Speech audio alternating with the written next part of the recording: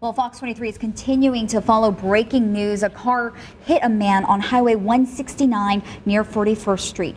Police have shut down the northbound lanes while they investigate. In the last 20 minutes, we have confirmed with Tulsa police the man died at the hospital. Fox 23's Eddie Randall is live near the accident scene with new information he got from police. Eddie, have you heard if the driver will be arrested? Angela, I just talked to Public Information Officer Leland Ashley within the last 25 minutes, and he tells me at this time they have no reason to arrest the driver. They say actually the driver gave them vital information. He said that it was the driver who hit that man who actually flagged down police and stayed and waited to give police information, also investigators. Now you can see right here in this video, Fox 23 was here minutes after this happened and our cameras were rolling. It was just after 6 this morning. Tulsa police tell Fox 23 they got a call of a man hit by a car on Highway 169 northbound. We found out the man was trying to cross the busy highway and was hit in the middle lane by a car going north. Now, police say the driver was actually the person who told them of the accident and stayed to give police and investigators the information. This individual stayed, approached officers, gave officers information to what occurred. At this point, it doesn't appear this individual did anything wrong. This individual was on their way to work.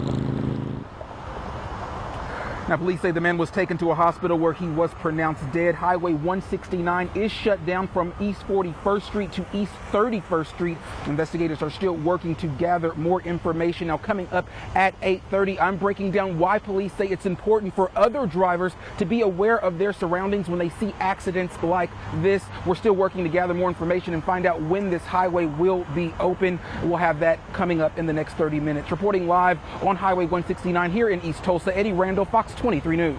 Thank you, Eddie. New from overnight, flames took over a North Tulsa home. It happened around 3:30 this morning on East Young Place near North Detroit and North Frankfort. Fire crews say most of the flames were coming from the front of the home, but some of the fire spread to the attic.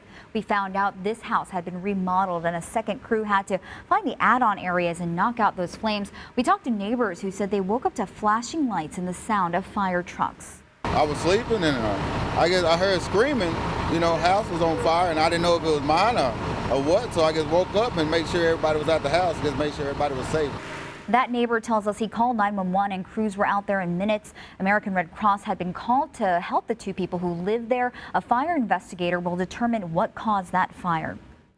Finding answers at the Tulsa State Fair. Tulsa police dedicated their efforts at the fair to bring some cold cases into the public eye. Fox 23's Rick Marinon breaks down why Saturday was especially significant for one victim's family.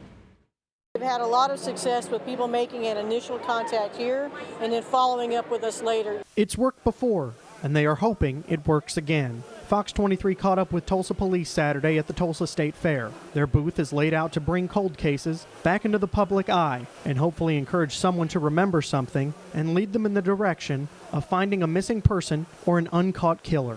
They realized they had a piece of information that they didn't think was very important, but when they gave it to law enforcement and we could plug that information into the rest of the case, it turns out to be a very critical piece of information. Dozens of unsolved murders grown cold over time.